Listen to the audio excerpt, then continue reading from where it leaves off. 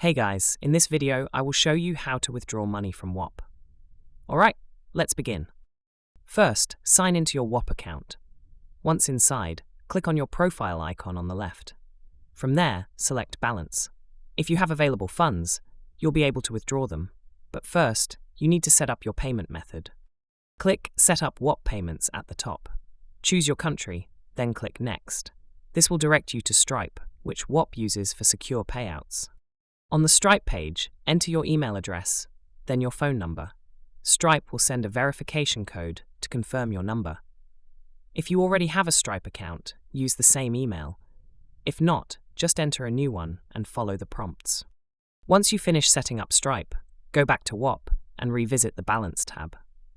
If everything is connected, the option Withdraw to Bank will appear. When you have funds available, simply click that button and your money will be sent to your linked Stripe account. So that's basically how you can withdraw money from Whop.